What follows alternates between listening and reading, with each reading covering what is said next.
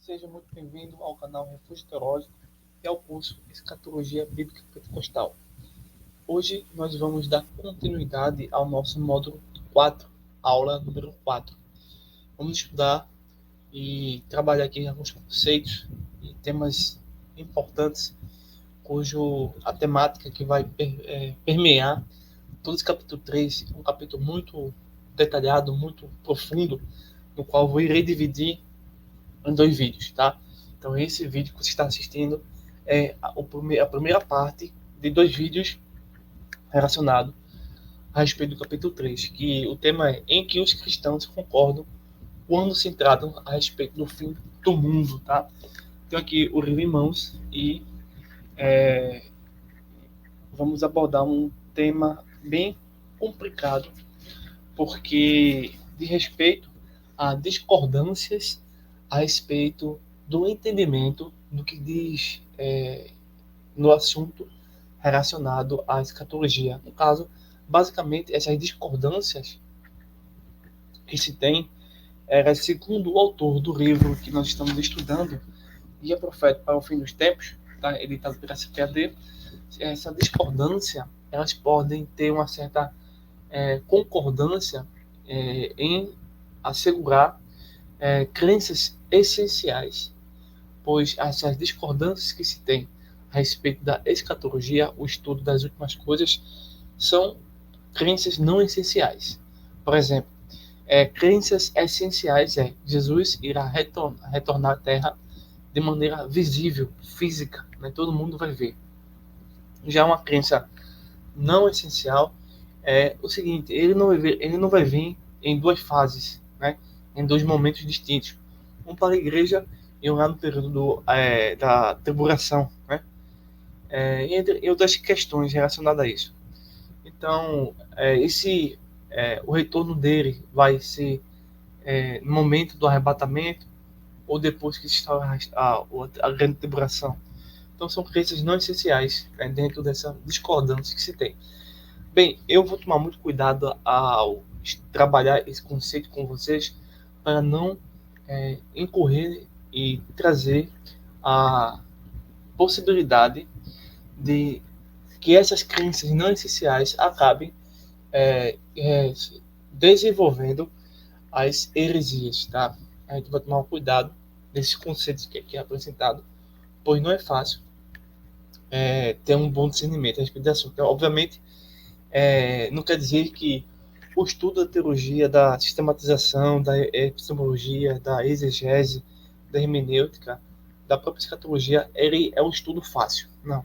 Ele requer tempo, requer dedicação, requer reflexão, requer um exercício que requer um esforço bastante grande para ter um bom entendimento. Porém, a gente tende a mostrar aqui a vocês que quando tiver uma dúvida sobre escatologia ou temas específicos, a gente precisa ter uma bagagem hermenêutica bem firmada no seguinte, por exemplo, a escritura interpreta a escritura, interpretamos as escrituras pelo método histórico-gramatical, interpretamos as escrituras a partir da ideia que o escritor teve como base para enviar as suas primeiras comunidades, se preocupar com a epistemologia das palavras no seu sentido original.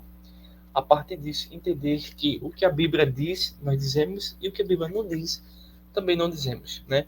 Haja visto existir, por exemplo, conceitos que não são trazidos com terminologias, né? Por exemplo, trindade. Trindade você não encontra na Bíblia, mas encontra o conceito. Então, não viemos assim confundir as ordens, mas tudo isso é para que vocês possam perceber que, tanto na concordância quanto na discordância, é necessário realmente muito cuidado, porque estamos diante de um texto, ou de um conjunto de textos, que realmente requer de nós um exercício muito grande para compreender tudo isso, né? A escatologia como um todo.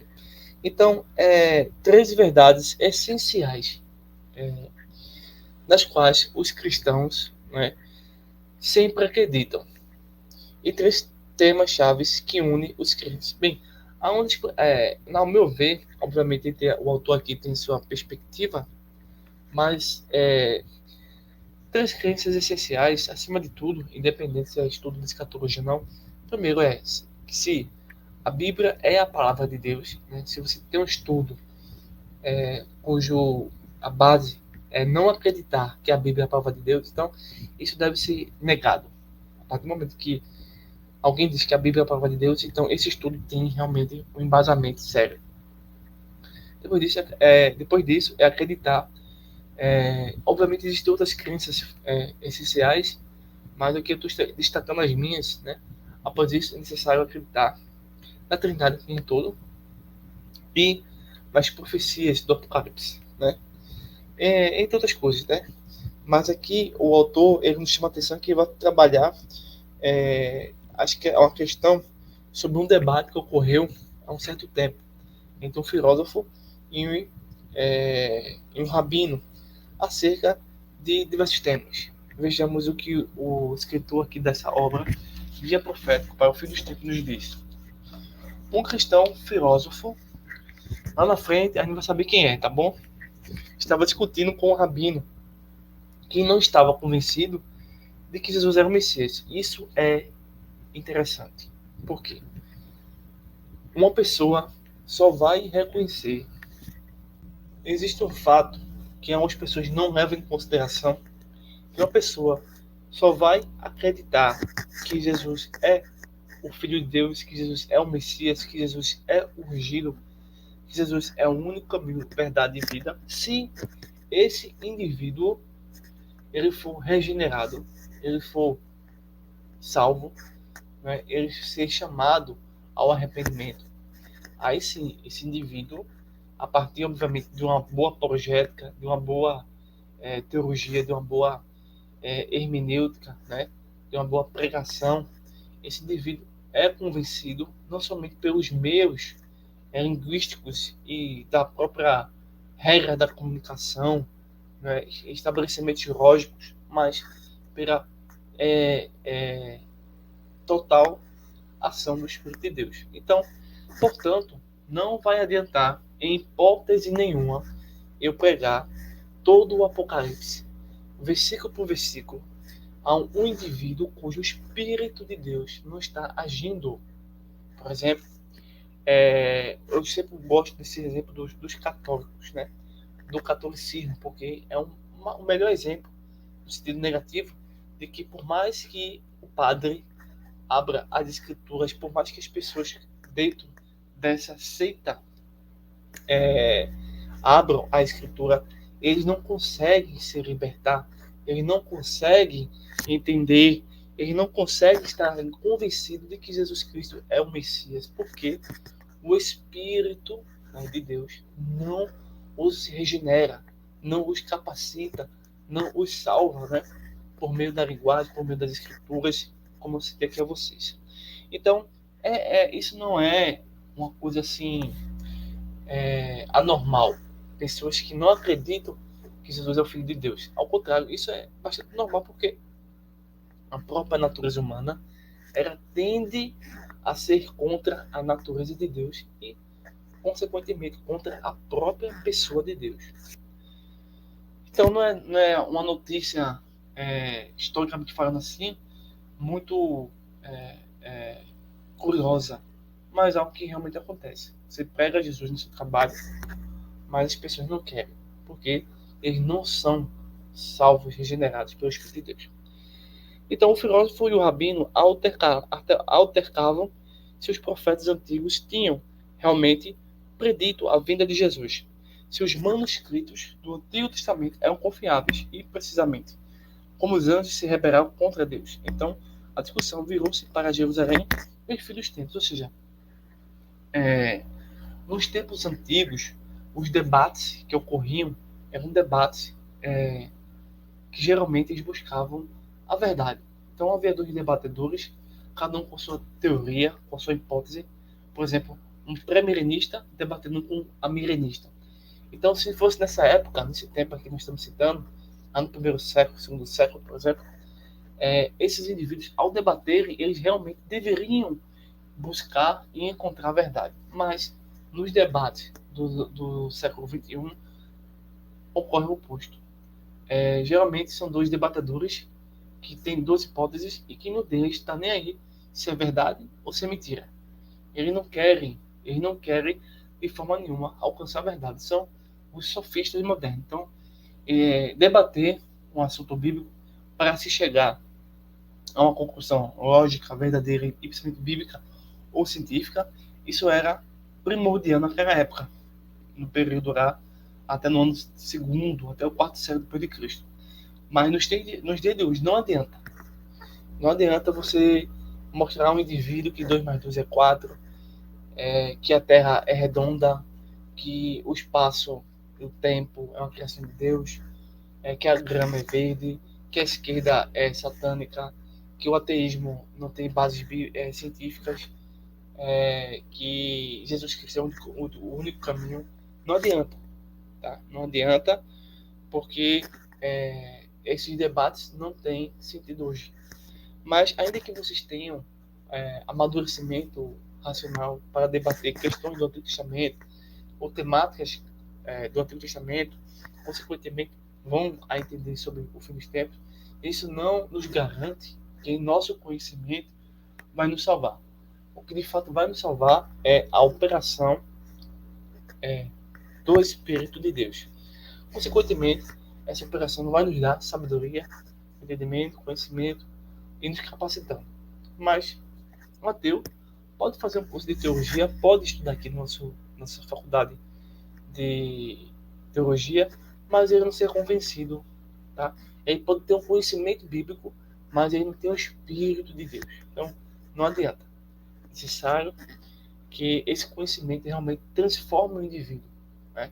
Mas a maioria das pessoas que se opõem ao Evangelho ou se opõem ao estudo da escatologia, eles querem modificar o que está escrito. Então, aí já é uma grande apostasia. Então, aqui o autor diz assim: você acha que Jerusalém vai ser reconstruída? Perguntou o Rabino. E você espera mesmo que o seu povo se reúna como Messias e os patriarcas? Eu e outros que somos cristãos sensatos esperamos que haverá 1000 anos em Jerusalém, respondeu o filósofo.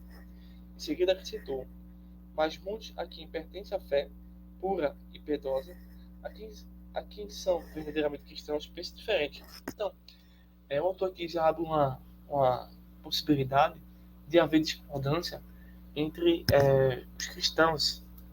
Então, essa discordância, em um certo sentido, é possível, né? A partir do momento que há em nós, muitas vezes, falta de entendimento a respeito de um assunto. Então, a gente sempre vai ter um certo desentendimento no sentido de uma boa honestidade intelectual, ok? Mas isso não pode ser motivo para criar bagunças, criar guerras, né? Ou o surgimento de heresias, né? Dentro e fora do movimento cristão. Então, as crenças do filósofo cristão sobre o fim dos tempos eram claras, mas ele sabia que muitos cristãos fiéis discordavam dele sobre certos pormenores. Então, é possível que muitas pessoas discordem sobre a escatologia premilenista, dispensacionalista, tá? Desde que eles tenham realmente um amparo bíblico, tá certo? Mas isso não significa que as escrituras abrem uma diversidade de interpretação. Não, a escritura só tem apenas uma interpretação a respeito do assunto que as pessoas se dedicam a estudar, ok? Agora, quando você acha que esse diálogo ocorreu, então, o autor, ao trabalhar essa questão, ele pergunta: você acha que essa discussão ocorreu em tempos recentes? Né? Aqui ele vai citar, na página 40, alguns exemplos que algumas pessoas poderiam dizer que esses debates surgiram no período da década, no século XX, em que em algum momento entre a agonia do grande planeta Terra é deixado para trás. Ou talvez um pouco antes, em 1948, por volta da fundação atual do Estado de Israel. Pode ter sido no século XIX, quando os políticos começaram a discutir a possibilidade de fundar o Estado judaico, ou que tal, nos anos 1666, quando um rabino conhecido como Menachem bem Israel disse ao parlamento britânico que os judeus logo estariam voltando para a terra natal. Se você opinou por esses exemplos, está tudo errado, né? Esse diálogo que nós discorremos agora há pouco, foi esse debate, ocorreu em meados do século II depois de Cristo, apenas uma ou duas gerações depois que João escreveu o Apocalipse. O filósofo era Justino, o Mártir, um dos mais famosos pensadores cristãos de sua época. O rabino era Tafon, proeminente intérprete da lei e da tradição judaica. Mas o que aprendemos com esse diálogo entre Justino e Tafon? Bem, a gente precisa entender que, primeiramente, esses debates buscavam a verdade. O debate de hoje não busca a verdade, na maioria das vezes, né? Apenas se basear em palavras cuja ideia não tem sentido. Aprendemos que também nessa forma de discurso, de debate, é que pessoas podem discordar, né? Nós temos conhecimento limitado, somos pós cinza, então há a possibilidade de discordância, mas a gente precisa entender então que isso não é motivo para desenvolver heresias. Em alguns aspectos, esse fator é animador. Significa que se você não é a primeira pessoa a ter dificuldade com essas questões. Ao mesmo tempo, também é desanimador. Afinal, se os cristãos do segundo século não concordavam entre si com o que acontecera antes do fim dos tempos, como os cristãos do século XXI podem alcançar consenso sobre essas questões? Eu, particularmente, penso que para responder isso é preciso ter, no mínimo, uma boa exegese, uma boa hermenêutica, tá? E um conhecimento histórico-geográfico, político e cultural da época, para ter entendimento sobre esses assuntos. Se tudo isso parece um pouco desanimador para você, pare por alguns momentos antes de cair na vala do desânimo escatológico. Há duas hipóteses, verdades importantes que você não pode ter considerado. Então, pode haver situações dentro da escatologia que podem trazer desânimo, né, para não dar oportunidade. Mas existem algumas hipóteses que a gente não pode desconsiderar. A primeira hipótese, que existe um consenso total entre todos os cristãos, não é o objetivo mais importante quando se investiga o fim dos tempos. O objeto da obra de Deus e da comunhão dos santos, da igreja, é glorificar Jesus, o princípio e o fim do plano de Deus. A segunda hipótese é, portanto, a pergunta não deve ser o que precisa acontecer para que todos os cristãos se concordem.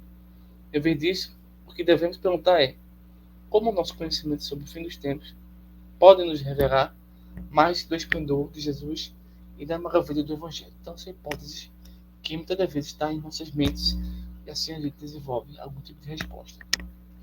Os crentes de hoje ainda podem praticar um padrão que os cristãos seguiram nas primeiras gerações da fé cristã, aprender a distinguir entre crenças essenciais e não essenciais.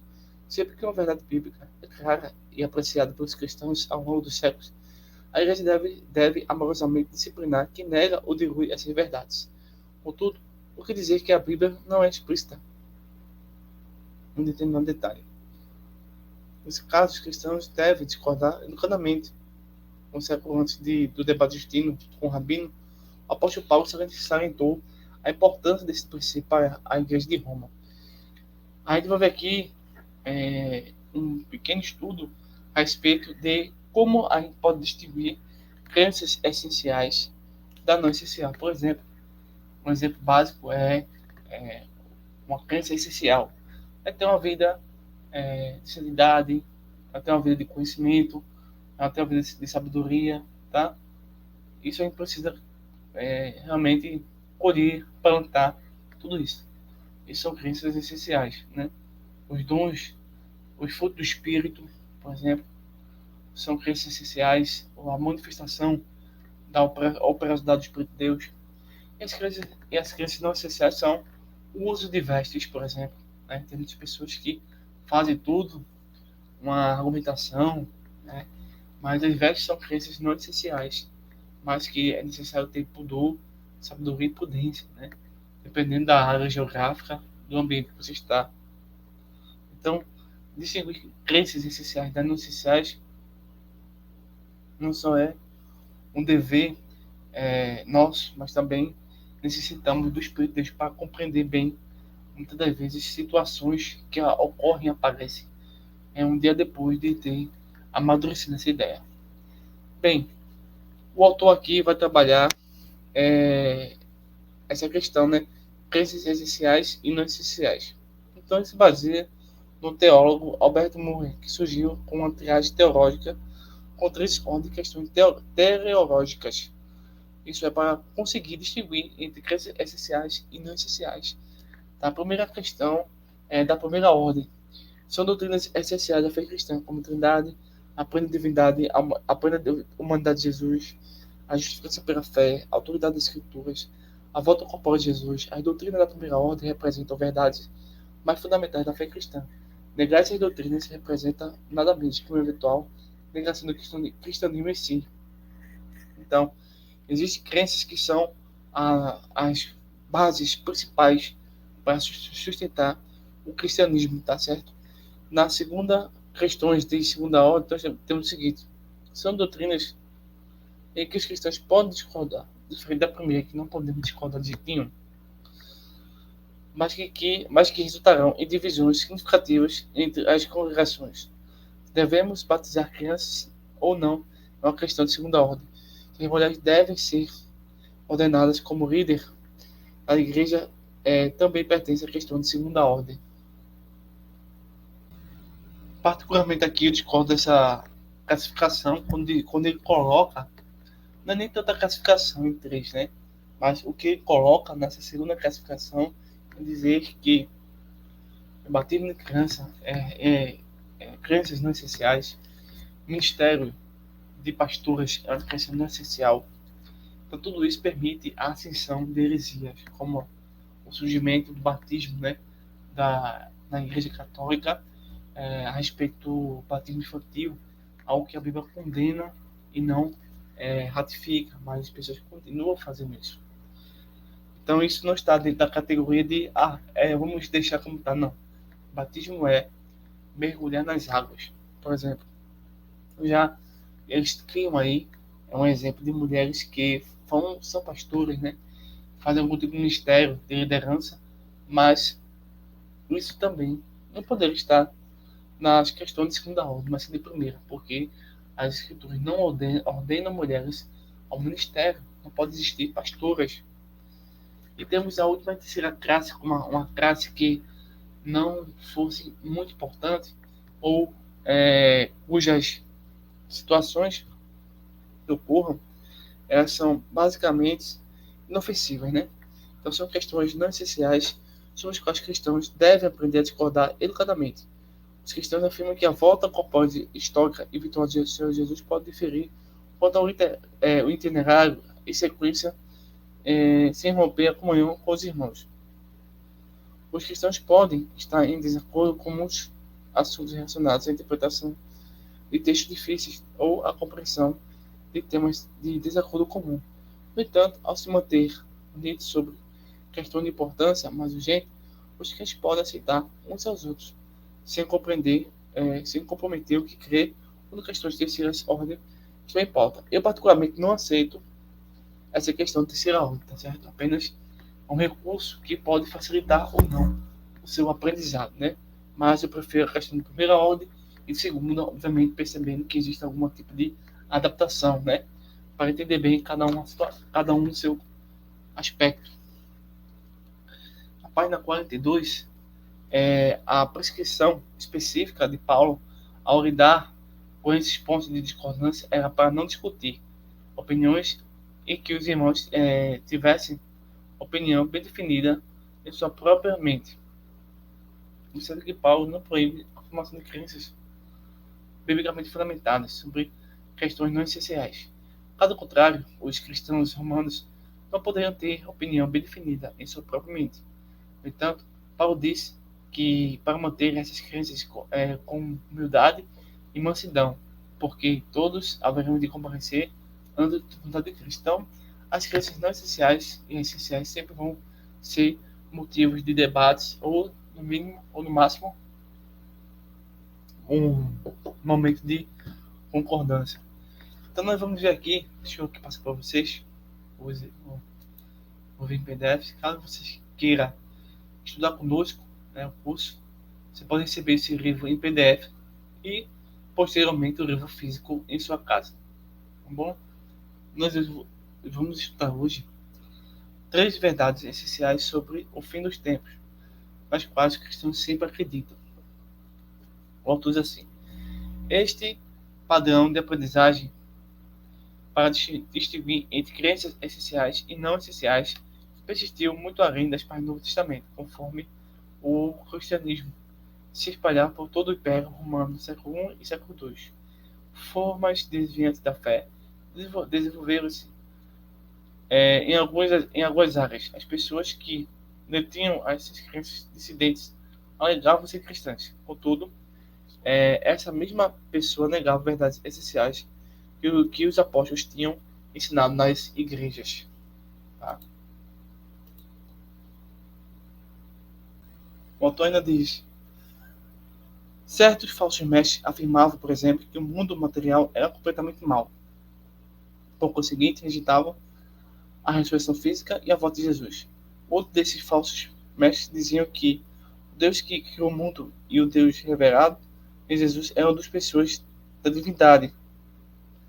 Uns poucos chegaram até despedaçar a Bíblia para combinar com suas falsas crenças, contando todo o Antigo Testamento e grande parte do Novo Testamento, até restarem as Epístolas de Paulo e os Evangelhos de Lucas. Então, para proteger as congregações desses falsos ensinos, um resumo das crenças essenciais que podiam ter origem atribuída aos apóstolos surgiu muito cedo na história da igreja.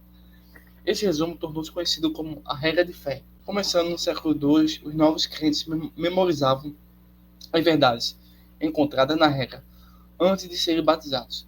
Embora a redação precisa da regra de fé varie ligeiramente, a igreja para a igreja, as mesmas verdades essenciais são encontradas em cada variação. O que a regra de fé tem a dizer sobre a escatologia e o fim do mundo? Quando se trata sobre o fim do mundo, o fim dos tempos, a regra de fé afirmou claramente 3 verdades essenciais. Primeira verdade essencial: contra aqueles que afirmavam que Jesus não voltaria à Terra em forma física, a regra de fé declarou que Jesus sentou-se à direita do Pai e virá de novo. 2. Segunda hipótese: contra aqueles que afirmavam que os cristãos não seriam ressuscitados fisicamente, a regra de fé confessou a crença na ressurreição da carne. Terceira hipótese: contra aqueles que negavam o julgamento futuro. A regra de fé afirmou que Jesus julgará os vivos e os mortos. Então, a igreja precisou, posteriormente, depois que o cânon esteve fechado, precisou fazer uma síntese, uma reformulação das crenças essenciais que a Bíblia apresenta. E o autor traz aqui, pelo menos, 3 verdades essenciais. Tá? Já aqui, deixa eu passar aqui para vocês, na página 44, você encontra 3 verdades essenciais. Ok? Vamos ser um pouco mais rápido para a gente poder ganhar tempo. A verdade essencial sobre o fim dos tempos, aí você tem a primeira coluna e as hipóteses. Aí você vê a segunda coluna, que é o que as escrituras dizem, vários versículos.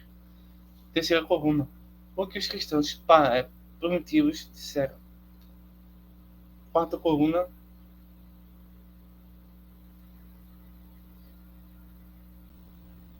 aí na quarta coluna nós temos detalhes não essenciais sobre esta verdade essencial. Então, essa é uma forma de entender todas essas questões. Primeiro, a verdade é essencial sobre o fim dos tempos. Jesus voltará à Terra em forma física em algum momento do futuro. O que as escrituras dizem? Vou citar alguns trechos, mas obviamente tem outros que nós temos visto aqui. O Filho do Homem há de vir a hora em que não penseis. Mateus 24, verso 36 ao verso 44. O que os cristãos primitivos disseram? Essa profecia de respeito, de Isaías 53, respeito ao pão que o Messias nos deu de comer e ao cálice que ele nos deu de beber. Essa profecia prova que veremos este mesmo rei na glória. Coluna 4. Detalhes não essenciais sobre essas verdades essenciais. Primeiro, ou a volta de Jesus será um único evento, depois de um tempo de urbanização, de tribulação, ou Jesus voltará para retirar a igreja antes da grande tribulação e depois voltará para reinar após o tempo de tribulação. Vamos ler aqui outro versículo a respeito da verdade essencial sobre o fim dos tempos, no fato seguinte: Jesus voltará à Terra em forma física em algum momento futuro. Um outro versículo é: e esse Jesus que dentre vós foi recebido em cima dos céus, há de vir, assim como para o céu vestir. Já no outro quadrado, ou na outra coluna, o que os cristãos primitivos disseram. A igreja crê na ascensão ao céu em carne e osso do amado Messias Jesus, nosso Senhor, na sua manifestação desde o céu, na glória do Pai, para reunir-se com todas as coisas em um. Detalhes não essenciais sobre essa verdade essencial nós citamos a vocês. Agora a gente vai para a primeira coluna sobre verdades essenciais sobre o fim dos tempos. O seguinte: Jesus julgará toda a humanidade. Isso é um fato. Como é o fato de que Jesus voltará à Terra em forma física em algum momento do futuro. Nesse segundo fato, nós temos o que as Escrituras dizem. Deus tem determinado o dia em que a justiça há de julgar o mundo, por meio do varão que destinou. E disso deu certeza a todos ressuscitando dos mortos. Todos devemos comparecer ante o tribunal de Cristo. Jesus Cristo há de julgar os vivos e os mortos. Então, o que os cristãos primitivos disseram? Terceira coluna. João profetizou a ressurreição eterna e julgamento de todos. Ele julgará todos com justiça, para que possa enviar a maldade espiritual e os anjos que transgrediram e se tornaram apóstolos junto ao fogo eterno, com os ímpios, injustos, perversos e profanos. Ele, por sua vez, deixa eu ver aqui o texto. Ele, por sua graça, conferirá a imortalidade para os justos, os santos, os que guardam seus mandamentos e perseveraram em seu amor, alguns desde o início e outros quando se arrependem, e os envolverá em sua glória eterna. Jesus levará os santos para o gozo da vida eterna e das promessas celestiais, condenará os ímpios ao fogo eterno. Então, detalhes não essenciais sobre essa verdade essencial é: ou Jesus julgará toda a humanidade ao mesmo tempo, ou Jesus julgará os cristãos no tribunal de Cristo e os não cristãos no juízo do grande método a respeito do que nós temos entendido sobre os não são cristãos no juízo do grande trono do branco. Três verdades essenciais, essa aqui é a última. Deus ressuscitará fisicamente toda a humanidade em algum momento no futuro. O que a Escritura diz a respeito dessa crença? Os outros mortos não reviveram até que os 1000 anos se acabaram. Vi os mortos grandes e pequenos que estavam diante do trono. Deu mal aos mortos que nele havia, e a morte e o inferno deram os mortos que nele havia, e foram julgados cada um segundo suas obras. Já aqui nós temos o que os cristãos primitivos disseram sobre Deus, o primeiro fato da verdade não essencial. É o seguinte: se você conhecer alguns que se chamam cristãos, mas que dizem que não há ressurreição, não imagine a ressurreição. Deixa eu ver aqui. Não imagine que eles sejam cristãos. Jesus ressuscitará toda a carne de toda a raça humana. Ireneu. O julgamento ocorrerá após a ressurreição desses dois grupos, com a restauração e morte. Nós temos aqui a crenças não essenciais sobre a verdade essencial. Ou a ressurreição ocorrerá para todos na mesma ocasião, no fim dos tempos, alguns serão ressuscitados antes da grande tribulação. Alguns depois da grande tribulação viria mais depois de um reinado de 1000 anos de Jesus Cristo na Terra. Gente, eu vou terminar aqui esse vídeo. Seriam inicialmente dois vídeos a respeito do capítulo 3, mas por causa do horário, né, já é meia-noite que nós estamos fazendo essa gravação, e eu peço até desculpa a vocês caso venha aqui cometer algum erro de leitura devido ao sono, né? Mas acredito que a matéria foi me dada, e nesse vídeo, no capítulo 3, seriam dois, mas agora vai ser 3 vídeos falando sobre esse capítulo 3, sobre crenças a respeito das discordâncias sobre os fins dos tempos, né? Então, nós temos aqui essa explanação, concluindo as 3 verdades essenciais sobre a escatologia que podem discordar, e daí as pessoas tentam buscar vestígios para compreender tudo isso. Então, eu agradeço a sua participação, a sua inscrição, o seu like e a sua opinião sobre o vídeo, tá bom? Forte abraço, bons estudos, e daqui a pouco, mais tarde, irei fazer a segunda parte do capítulo 3, tá? Essa é a primeira parte. Vão ser 3 partes, tá bom? Porque é realmente vasto o assunto do capítulo 3. Então, nós vamos ter o primeiro capítulo que está sendo enviado hoje, depois o segundo e por último o terceiro, tá bom? Um forte abraço, bons estudos e até breve.